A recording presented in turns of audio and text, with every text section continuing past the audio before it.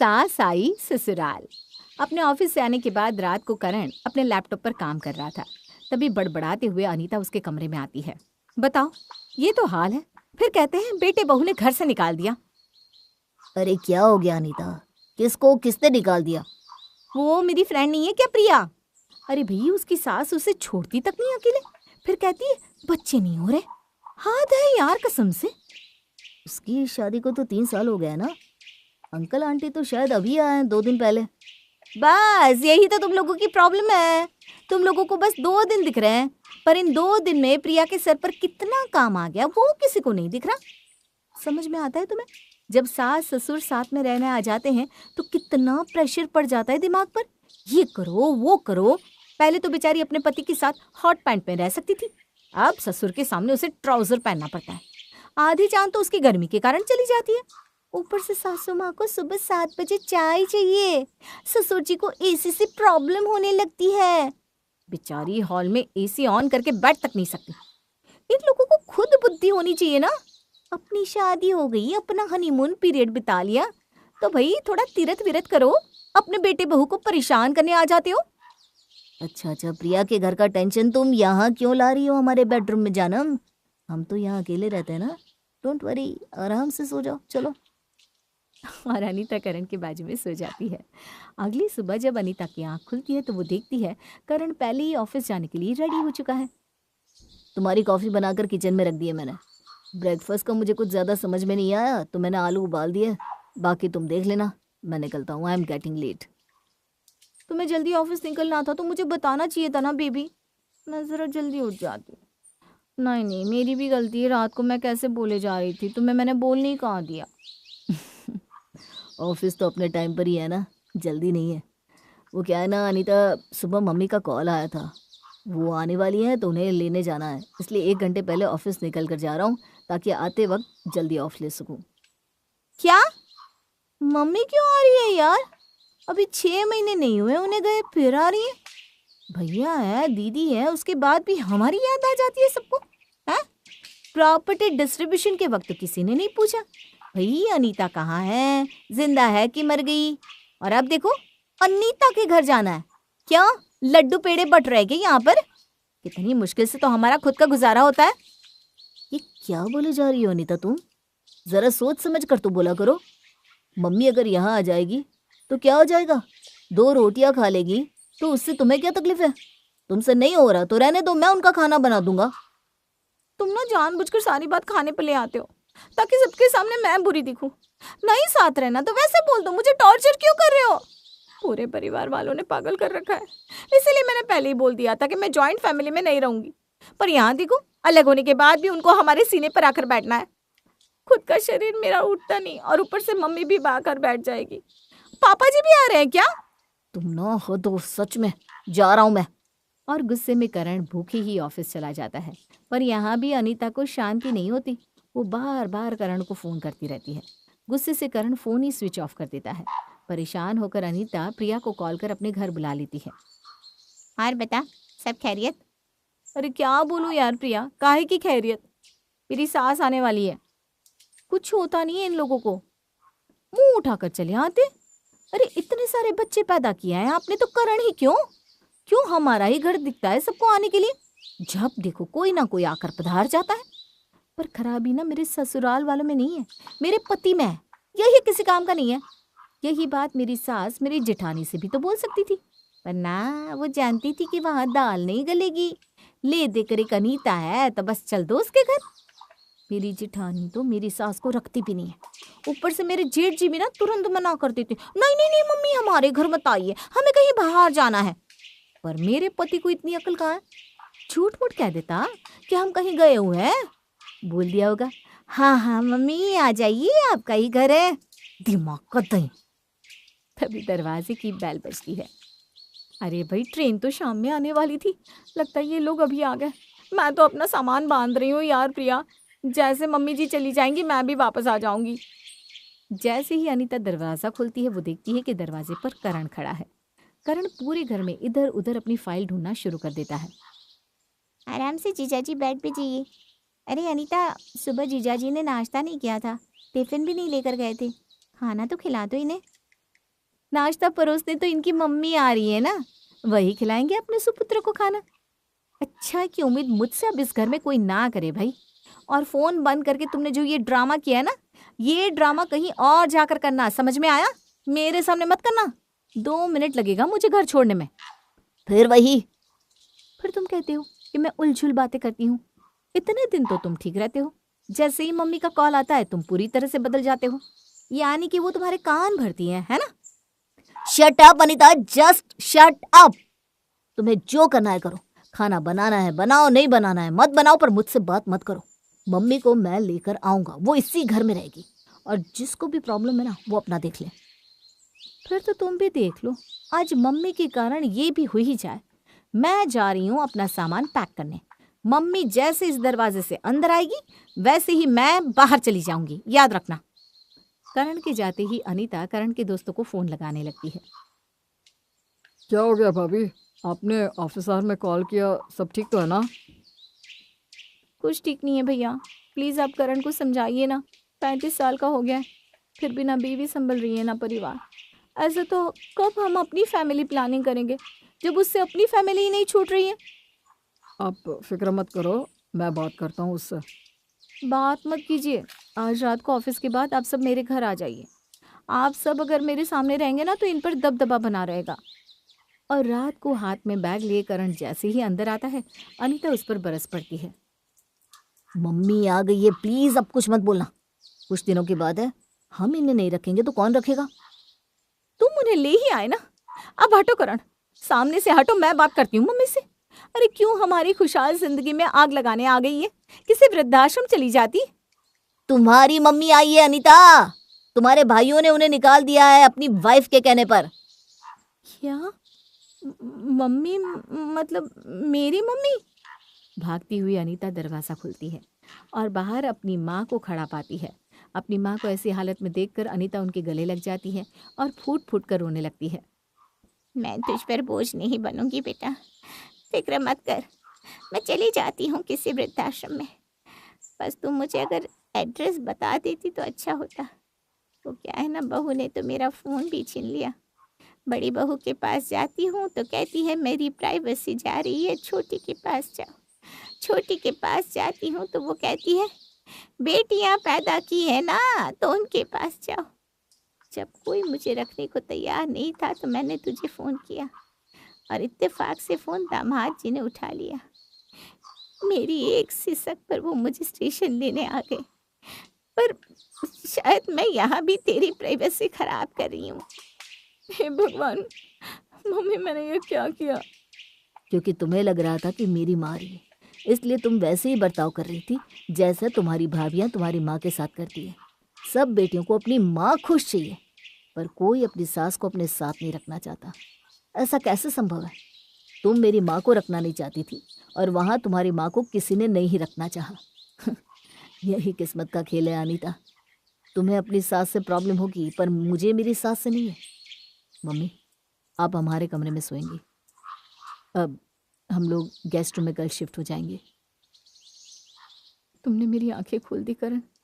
आज अगर तुम मम्मी को लेकर नहीं आते तो न जाने मैं अपनी माँ को कभी देख भी पाती या नहीं। प्राइवेसी के नाम पर हम सब इतने अंधे हो गए हैं और ये भी भूल गए कि हमारी सास किसी की माँ भी है। अपना बेटा सौंपती है वो हमें।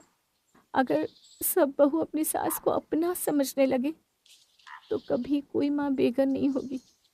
मैं तुमसे वादा करती हूँ करण, मैं एक अच्छी बेटी हूँ और बेटी के साथ अब एक अच्छी बहू भी साबित होकर दिखाऊंगी। और एक ही पल में अनीता बदल जाती है और अपनी माँ के साथ साथ अपने सास ससुर को भी अपने घर पर रखना शुरू कर देती है। आजकल तो फैशन है, जिसे देखो वो वीडियो बनाकर यूट्यूब में डाल देता है। ऐसे में हमारी कमला क्यों पीछे रहे? अरे कमला, कल शाम को थोड़ा देर से आना, मैं शॉपिंग में जा रही हूँ तो लौटने में देर हो जाएगी। कल का तो सूट है मालकिन, मैं भी जब फ्री हो जाऊंगी मिस कॉल कर दूंगी। शूट? क्या तुझे इम्तियाज अली ने साइन किया है रणवीर कपूर के अपोजिट? हाँ, ऑफर तो था मालकिन, लेकिन आप तो रमेश को जानती ही हो। कौन, वो शशि कपूर का बेटा? ना ना, मेरा आदमी रमेश मना कर दिया। कहने लगा रणवीर को कल को तेरे से प्यार हो गया तो मैं क्या करूँगा, वो ना बहुत ही इनसिक्योर रहता है। हाँ सच्ची सही है। ठीक है, तेरे पास जब वक्त हो ना तब आ जाना। कमला यूट्यूब में वीडियो बनाती थी, वीडियो चलते भी थे। थोड़े पैसे क्या आने लगे, कमला के तो भाव ही बढ़ गए। वैसे मालकिन मैं क्या बोलती हूँ, 2 कमरे के मकान का आपकी सोसाइटी में क्या रेट चल रहा है? यार मैं तो खुद ही 40 लाख में बेच रही हूँ, कोई पूछे तो बता देना। अरे कोई का मालकिन, मैं खरीदती हूँ ना। ए बताओ 40 कैश में लोगे या EMI? क्या क्या बोल रही है कमला? इतने पैसे हैं तो काम क्यों करती है? अरे क्या करती है इसका मतलब है, ये तो करना ही है ना। मेरा पति क्या कहता है कि आप लोगों के साथ रह करना कुछ लेवल सीखने का। अरे तभी तो काम करती हूँ, वरना ये सुनकर आन्या को आता है गुस्सा। वरना क्या कमला? अरे वरना मैम ना बुरा ना मानना, मैं ना ये लोकल ब्रांड की जो प्रोडक्ट आप यूज करते हैं ना, मैं ना करती। मैं तो सिर्फ हुड्डा ब्यूटी के प्रोडक्ट यूज करती हूँ। आन्या को कमला की बात सुनकर खूब गुस्सा आता है। इतना उछल रही है, वैसे तेरे लिए तो हुड्डा ब्यूटी भी कुछ नहीं कर सकती। अगले महीने ना मैं मेरी अपॉइंटमेंट है आरती छाबड़ा से न्यूयॉर्क में, तो मैं ना 3 दिन की छुट्टी में रहूंगी। आन्या को तो कमला की हर बात झूठी और फेंकू लगती है। बस बस यार, तुझे इतने नाम पता है, यही हैरानी की बात है, आगे मत बोल। कमला क्या करती, उसे समझ में ही नहीं आता कि वो आन्या को कैसे ये समझाए कि लॉकडाउन में जब उसने उसे घर से निकाल दिया था तो कैसे उसने वीडियो अपलोड करके लोगों तक अपना दर्द पहुंचाया था और कैसे उसके हर दिन के वीडियो को लोग इतना पसंद करते थे। खैर 3 दिन की छुट्टी के बाद जब कमला आन्या के दरवाजे पर खड़ी होती है तो कमला को आन्या पहचान ही नहीं पाती। जी, how can I help you? अरे मैम साहब, मैं कमला, क्या सोचा? कैसी लगती हूँ मैं? आन्या की तो पैरों तले जमीन ही खिसक जाती है। ये कोट ज़ारा का है, वो कहा है ना, ज़ारा की ही फिटिंग सही बैठती है। और मैम वो का है ना, रिजनेबल भी है। ये कोट का ना सिर्फ 28,000 लगा।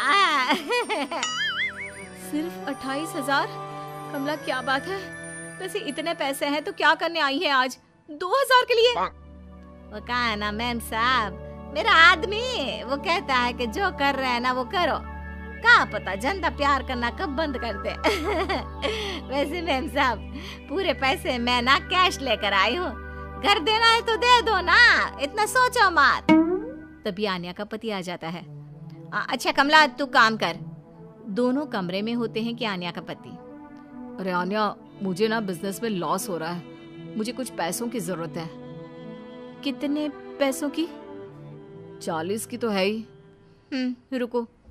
ये बोलकर आन्या कमला को आवाज देती है। कमला, अरे ओ कमला।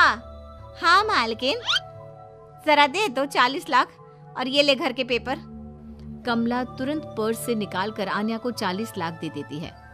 ये लीजिए, कमला तो घर खरीदने आई थी लेकिन मैंने मना कर दिया था बेचने से। 40 लाख? थैंक्स कमला, तू नहीं जानती कि इसकी मुझे कितनी जरूरत थी। मैं ये घर तेरे नाम करता हूँ। अब क्या था, जिस घर में आन्या मकान मालकिन और कमला नौकरानी थी, उसी घर की अब कमला मकान मालकिन और नौकरानी। सही सुना आपने, नौकरानी दोनों हो जाती है घर बिकने के बाद।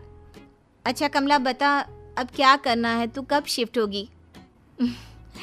मैं तो अपनी झुग्गी में ही सही हूँ मालकिन, आप तो बस 10,000 हर महीने किराया दे दिया करें और काम तो मैं करूँगी ही ना आपके घर का।